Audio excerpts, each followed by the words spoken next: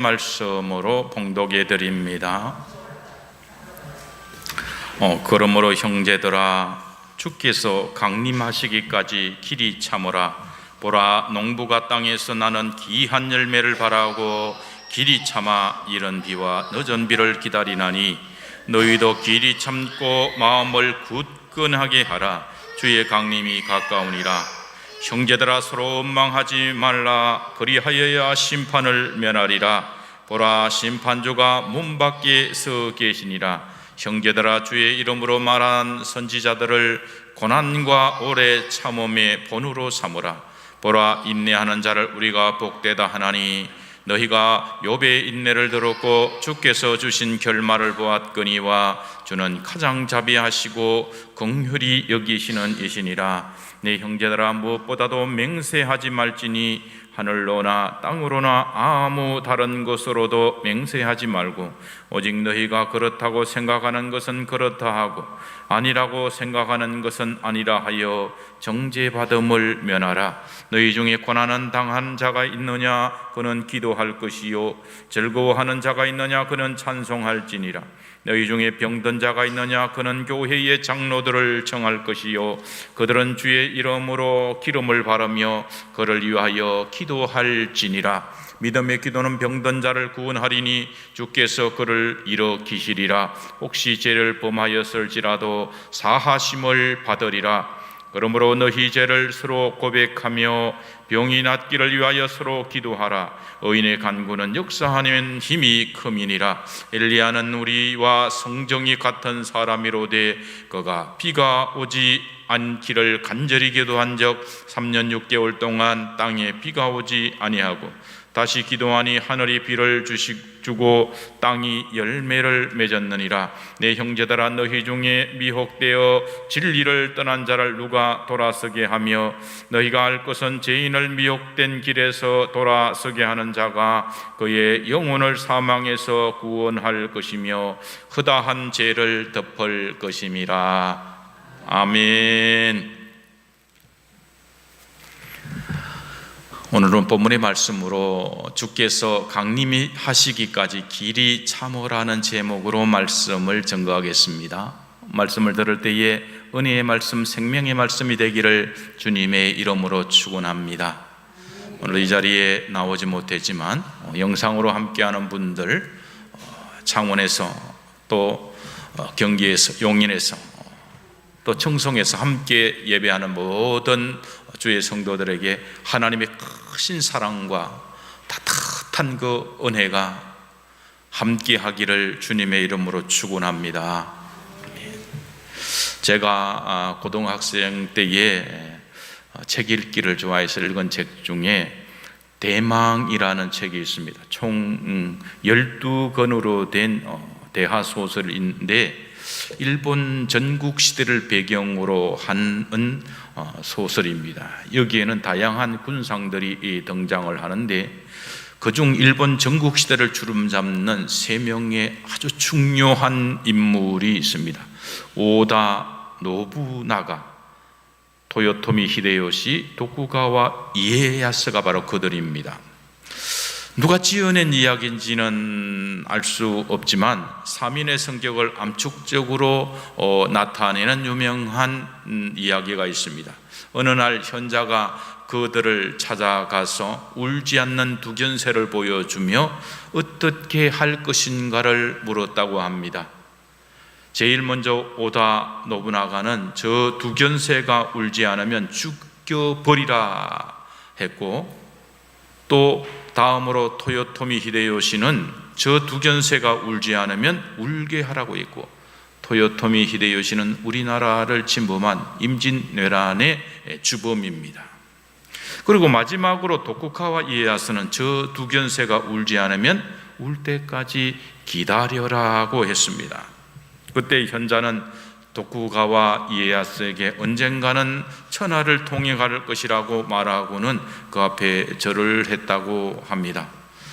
성급하고 과격한 성격의 소유자인 오다 노부나가, 또 목적을 위해서는 모든 수단을 동원하는 토요토미 히데요시, 그리고 인내를 가지고 때를 기다리는 무섭도록 차가운 사람 도쿠가와 이에야스, 이 세 사람 중에 현자의 예언대로 도쿠가와 이에야스가 일본의 전국 시대를 통일하고 모든 정치를 주관하는 그런 막부가 되었습니다. 오늘 설교의 제목은 주께서 강림하시기까지 길이 참으라는 내용입니다. 야고보 1장 12절에 시험을 참는 자는 복이 있나니 이는 시련을 견디어낸 자가 주께서 자기를 사랑하는 자들에게 약속하신 생명의 면류관을 얻을 것이기 때문이라 말씀합니다. 오늘 말씀을 들을 때에 우리가 살아가는 이 어려운 때를 잘 참고 견뎌서 동일한 복을 받기를 주님의 이름으로 축원합니다.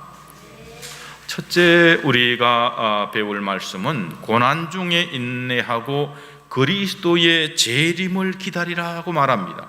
야고보는 7, 8절에서 농부가 땅에서 나는 귀한 열매를 바라고 길이 참아 이른 비와 늦은 비를 기다리라니 너희도 길이 참고 마음을 굳건하게 하라 권면하고 있습니다. 이스라엘 땅은 석회질이 많아서 비가 오지 않으면 땅이 딱딱합니다. 10m처럼. 그런데 우기가 되어서 이른 비가 내려야지 딱딱한 땅이 부드럽게 되고 2, 3주가 되면은 들판은 푸른 초장으로 변합니다. 농부들이 이때 밭을 기경해서 씨를 뿌릴 수가 있습니다. 그런데 농부가 아무리 수고해도 늦은 비가 오지 않으면 곡식은 열매를 맺지를 못합니다. 겨울 동안에 자란 이 농작물의 결실에 늦은 비는 절대적인 역할을 하기 때문입니다.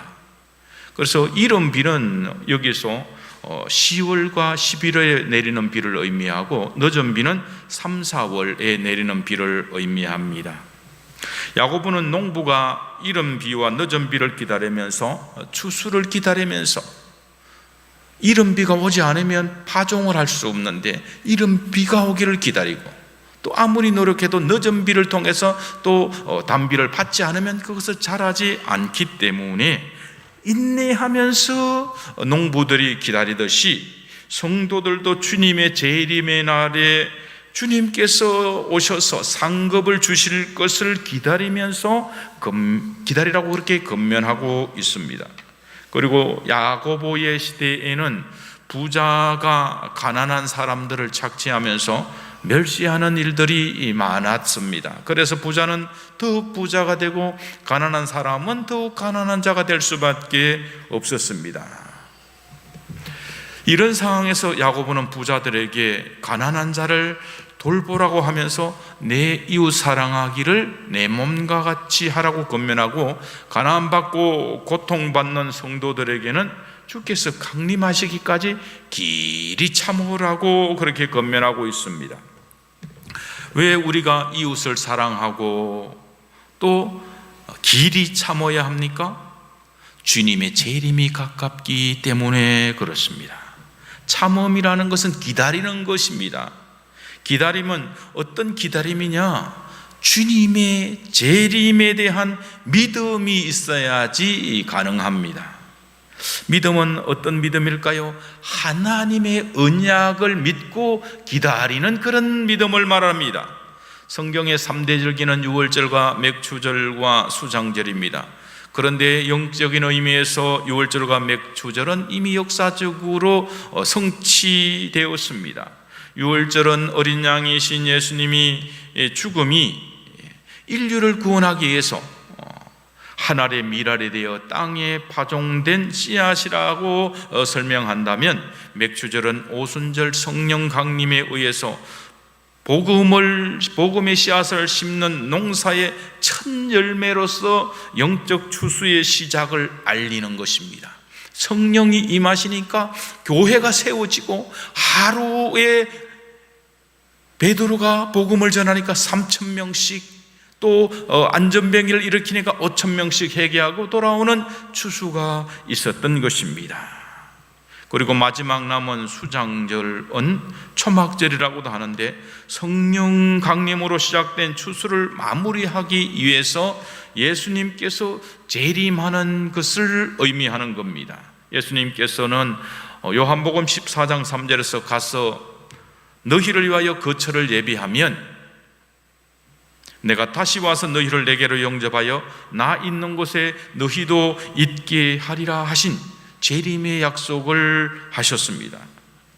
그래서 이제 성취될 이 절기는 마지막 수장절, 예수님의 재림만이 남아있고 그 수장절에 알곡과 쭉정이는 구별되어 천국의 창고에 들이게 될 것입니다.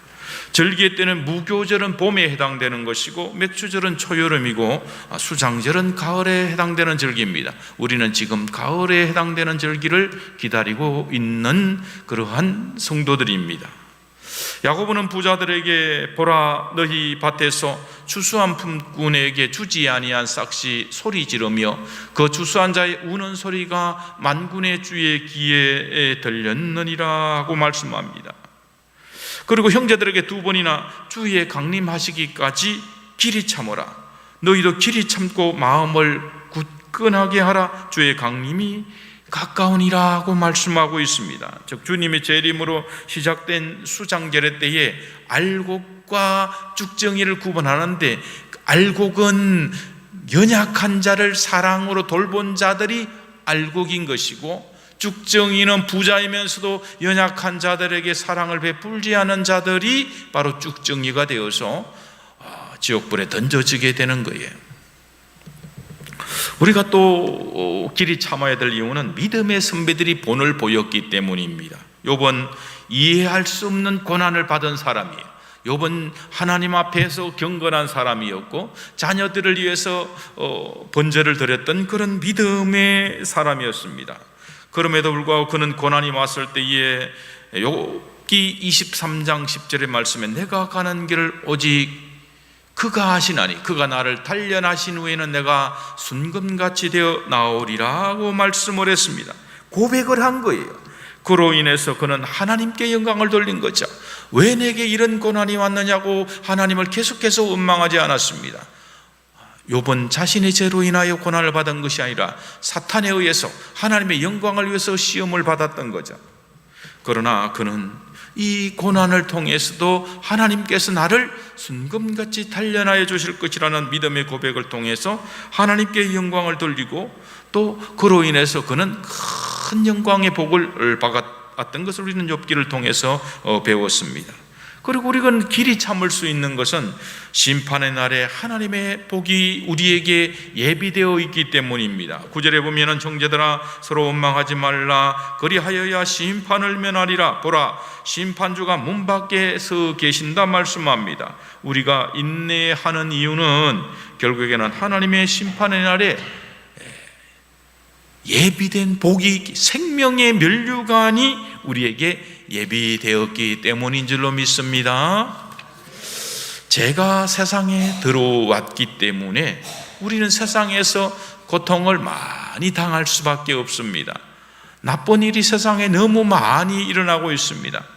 그런데 우리가 오해하지 말아야 될 것이 있습니다.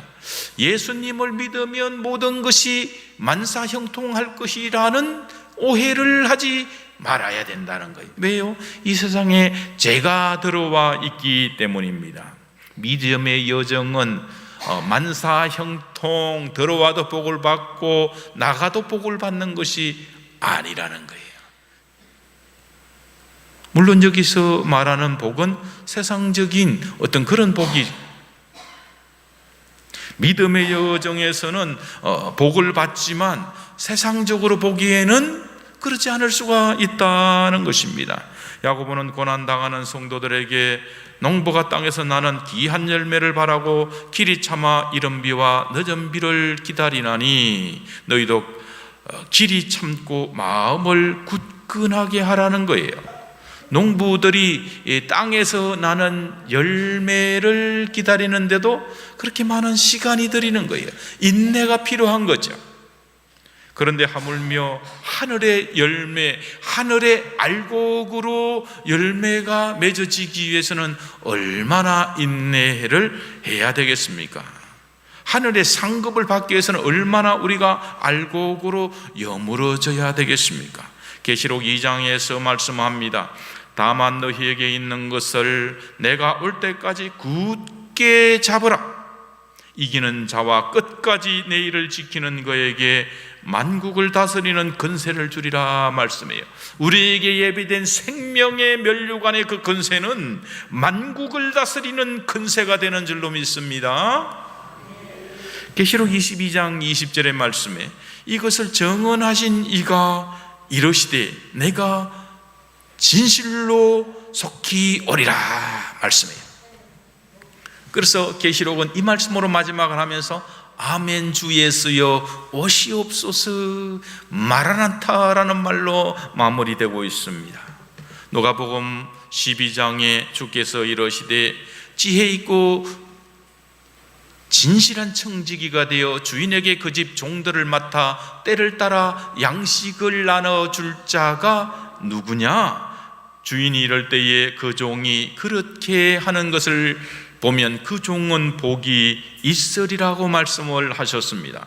고난은 축복의 변장이라는 그런 말이 있습니다. 고난이 오는데 고난처럼 보이지만 사실은 변장을 하고 온 거예요. 축복이라는 모습으로 오지 않고 고난이라는 모습으로 오지만 그 안에는 축복이라는 거죠.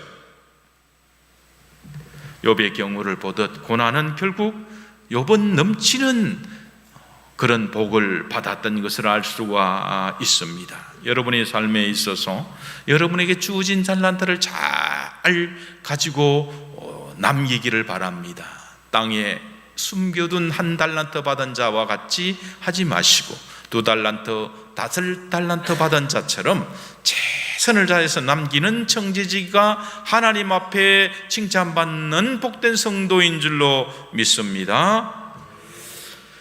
선지자들과 욥의 고난 중에 오래 참는 경건한 본을 따라라고 그렇게 우리에게 가르칩니다. 야고보는 10절에서 형제들아 주의 이름으로 말한 선지자들을 고난과 오래 참음의 본으로 삼으라. 보라 인내하는 자를 우리가 복되다 하나니 너희가 욥의 인내를 들었고 주께서 주신 결말을 보았거니와 주는 가장 자비하시고 긍휼히 여기시는 이신이라고 말씀을 합니다.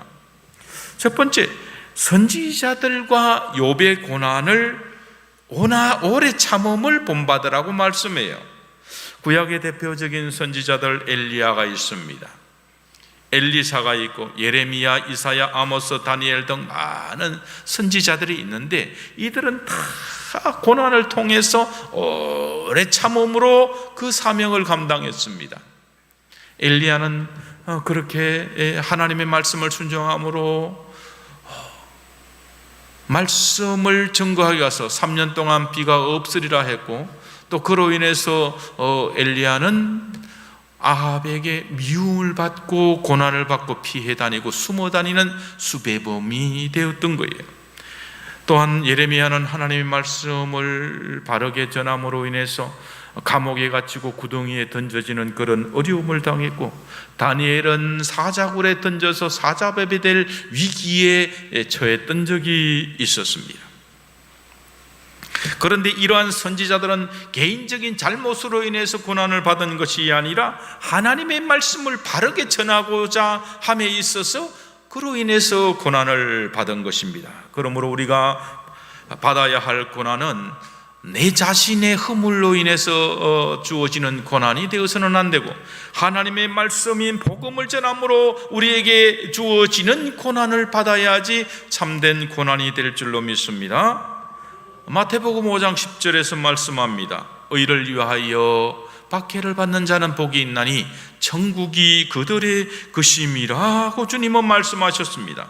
야고보는 선지자를 예로 든 후에 욥을 들어서 본받으라 하는 거예요.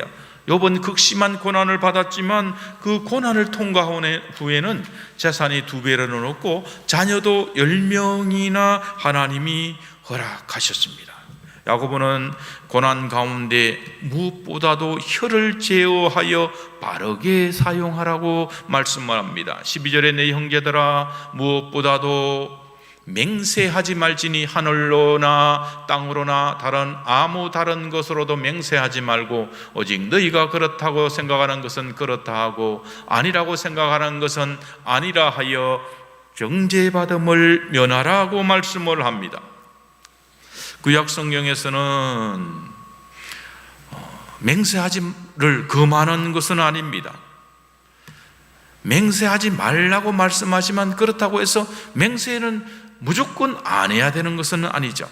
예수님은 마태복음 5장에서 또 옛 사람에게 말한 바 헛맹세를 하지 말고 내 맹세한 것을 주께 지키라 하였다는 것을 너희가 들었으나 나희는 너희에게 이르노니 도무지 맹세하지 말지니 하늘로도 하지 말라 이는 하나님의 보좌이다 라고 말씀을 해요.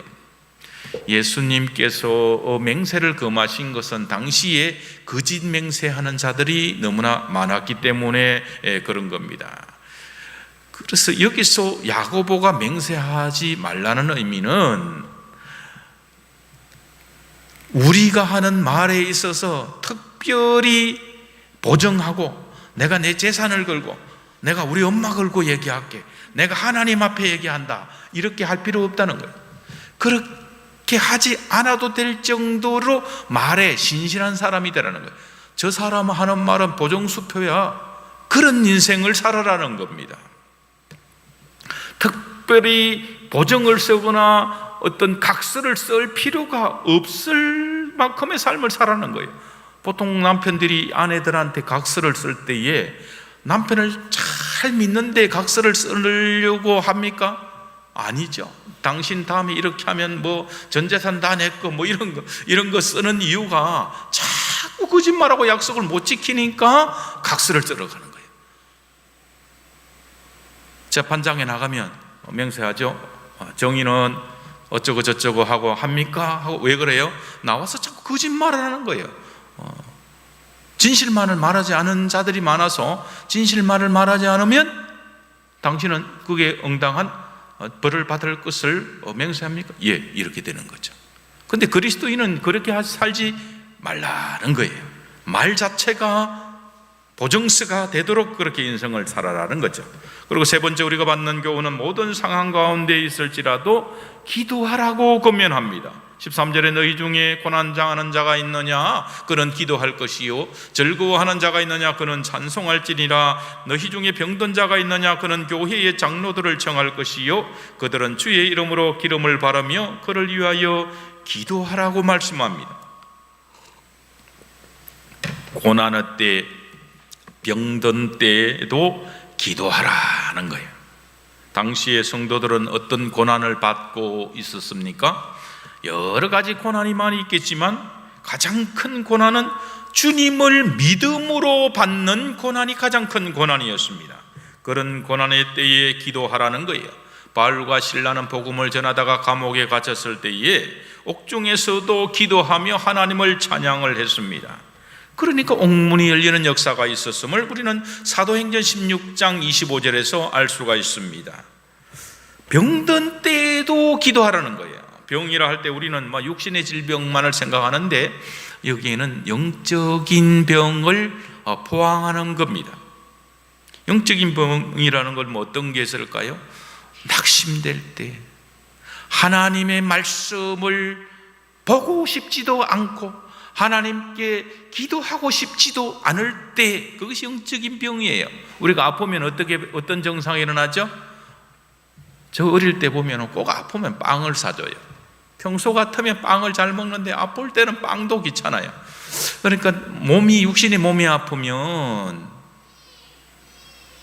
맛있는 음식도 입맛이 없어서 먹기 싫어요. 근데 영적인 병은 어때요?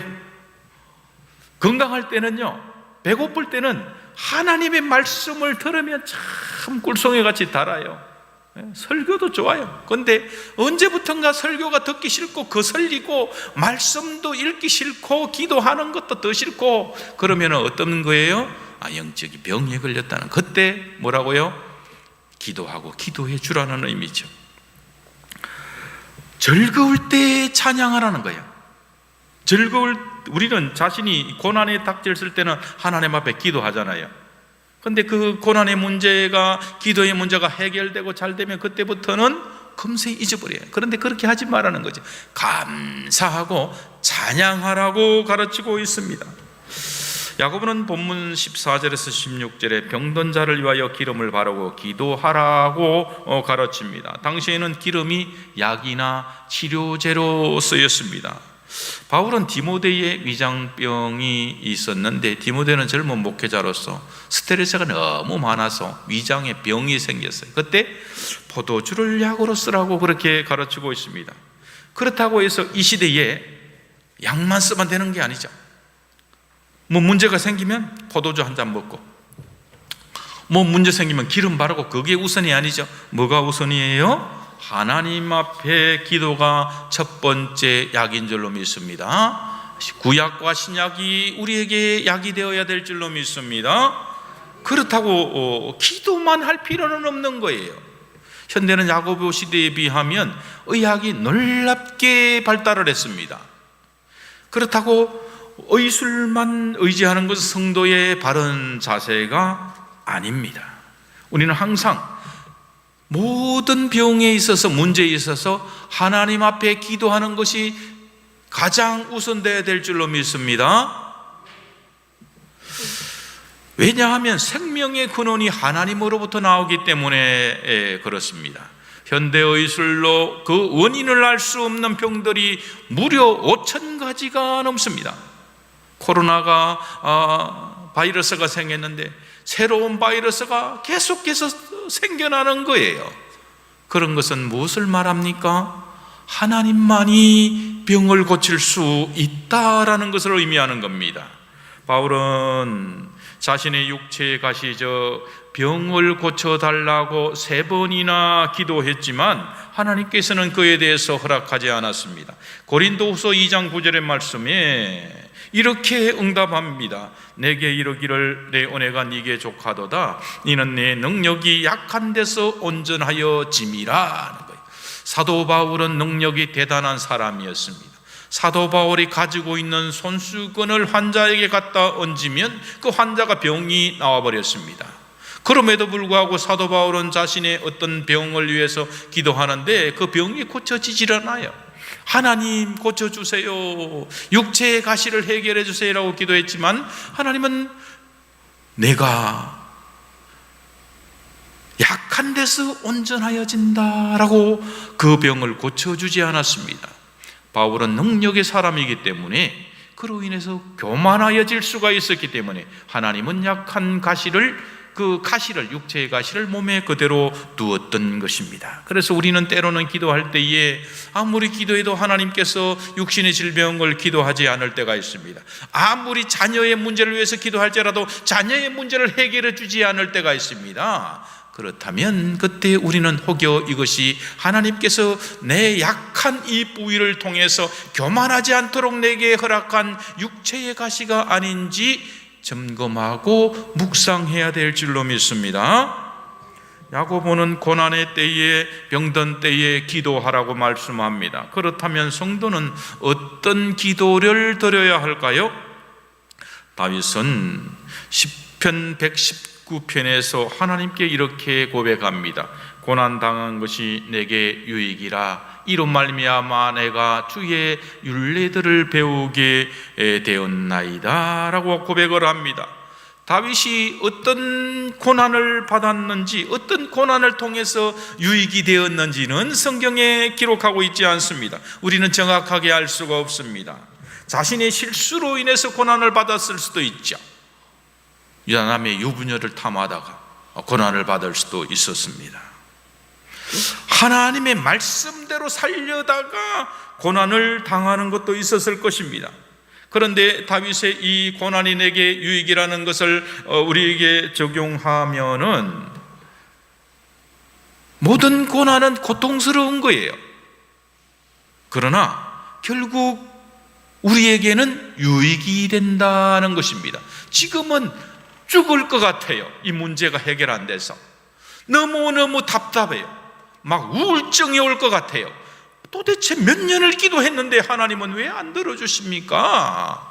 라고 원망이 나올 수도 있는 상황일지라도 하나님은 그 고난을 우리에게 유익이 되기 때문에 주신 줄로 믿습니다. 창세기 50장에서 요셉은 형들이 자신을 애굽의 노예로 파는 악을 통해서도 선을 이루셨다고 깨닫고 형들에게 고백하고 있습니다. 당신들은 나를 해하려 하였으나 하나님은 그것을 선으로 바꾸사 오늘과 같이 많은 백성의 생명을 구원하게 하시려 하셨나니 라고 고백을 합니다. 야곱의 형제들은 야곱과 그 자녀들은 다 가뭄에서 죽을 위기에 있었지만은 하나님은 요셉의 형들이 요셉을 애굽으로 파는데 그것을 통하여 요셉을 애굽의 야곱의 가족들이 이민 올 수 있는 환경을 만들었는데 요셉을 총리가 되기까지 하셨고 그를 통해서 이 이스라엘 12지파의 민족들이 나라를 이루는 그런 놀라운 일을 하셨다. 악을 통하여서 선을 이루셨다라고 고백하고 동생을 노예로 팔았던 것으로 인해서 아버지가 돌아가시니까 혹여 나에게 보복할까 두려웠던 형들에게 하나님은 악을 통하여 선을 이루셨다라고 오히려 위로할 수가 있었던 겁니다. 우리에게 주어진 육체의 가시가 있을 때 그러므로 우리는 기도해야 됩니다. 그러나 때로는 그 가시로 인하여 오히려 우리가 감사해야 될 때도 있어야 한다는 것을 기억하시기를 바랍니다. 우리는 약한 데서 온전하여질 수 있기 때문입니다.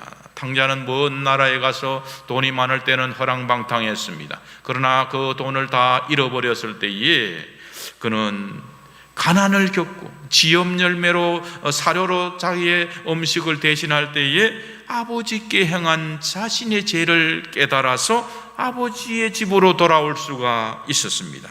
야고보는 16절에서 의인의 간구는 역사하는 힘이 크다라고 고백을 합니다. 그리고 기도에 보여준 사람으로 엘리야의 기도를 말합니다. 엘리야는 갈멜산에서 바알과 아세라의 선지자들의 850명과 대결하여 승리한 사람입니다. 그래서 김천에 가면 기도원 이름도 갈멜산 기도원이 있는 거예요. 갈멜산 하면 승리. 갈멜산에서 승리한 엘리야를 우리는 우리와 성정이 다른 아주 특별한 초인적인 믿음을 가진 사람으로 우리는 존경을 합니다. 그렇게 보이기 때문에 그래요. 그러나 그렇지 않습니다. 엘리야는 큰 기도의 응답을 받은 후에 바로 우울증에 빠져버렸어요.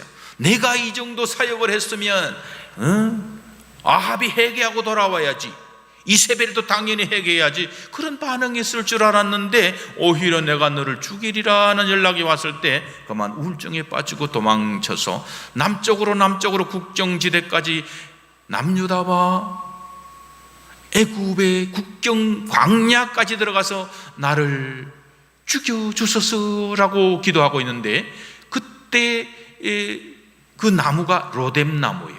그래서 보면 로뎀 카페가 많아요. 죽고 싶을 만큼 힘들고 좌절할 때에 커피를 마시러 오라는 의미로 로뎀 카페로 이름 지었는지 모르지만은 엘리야도 그런 사람이었다는 거죠. 그런 위대해 보이는 사람도 우울증에 걸리고 인생을 다 포기하고 하나님 앞에 기도하기를 나 죽여주세요, 제발 죽여주세요라고 기도하는 우리와 성정이 똑같은 사람이었다라는 것으로 우리에게 가르쳐 줍니다. 엘리야도 연약한 부분이 있던 사람이에요. 그런데 우리와 다른 점은 어떤 걸까요? 어려움이 있을 때에 기도의 자리에 있느냐 없느냐 그 차이일 뿐인 거예요. 말씀의 결론을 드립니다. 야고보는 우리에게 고난이 유익이 되도록 기도하고 영과 육이 병든 것도 치료받고 회복되도록 기도하라고 우리에게 가르치고 있습니다. 그러나 우리는 야고보의 더 귀중한 가르침에 집중할 필요가 있습니다. 야고보는 마지막 근면에 집중하고 있는데 19절의 말씀에 내 형제들아 너희 중에 미혹되어 진리를 떠난 자를 누가 돌아서게 하면 너희가 알 것은 죄인을 미혹된 길에서 돌아서게 하는 자가 그의 영혼을 사망에서 구원할 것이며 그 다한 죄를 덮을 것임이라고 말씀하고 있습니다. 고난도 회복돼야 되고 병든 것도 치료받아야 됩니다. 그러나 야고보는 우리가 무엇보다도 중요하게 생각할 것은 죄의 문제, 영혼의 문제에 집중하라고 마지막 당부를 하고 있습니다. 무엇보다도 중요한 것은 미혹되어서 진리를 떠난 자를 돌아서게 해야 되는 것이고 그의 영혼을 사망에서 구원하는 것이라고 우리에게 가르칩니다. 그로 인해서 20절에 허다한 죄를 덮을 것이다 라고 우리에게 말합니다. 베드로전서 4장 8절에 무엇보다도 뜨겁게 서로 사랑할지니 사랑은 허다한 죄를 덮느니라고 말합니다. 시편 32편 1절에 허물의 사함을 받고 자신의 죄가 가려진 자는 복이 있도다 라고 말씀을 합니다. 하나님은 아담과 하와의 벌거벗은 몸을 가려주기 위해서 짐승을 잡아서 짐승의 가죽으로 옷을 입혀주셨습니다. 이 짐승의 가죽은 예수 그리스도의 고난을 예표하는 것입니다. 이를 가능하기 위해서 하나님은 자신의 독생자이신 예수 그리스도를 십자가에 못 박아서 그로 인해서 의의 옷을 입혀주신 겁니다. 갈라디아서 3장 27절에 누구든지 그리스도와 합하기 위하여 세례를 받은 자는 그리스도로 옷 입었느니라고 말씀하는 이유가 바로 그러한 이유입니다.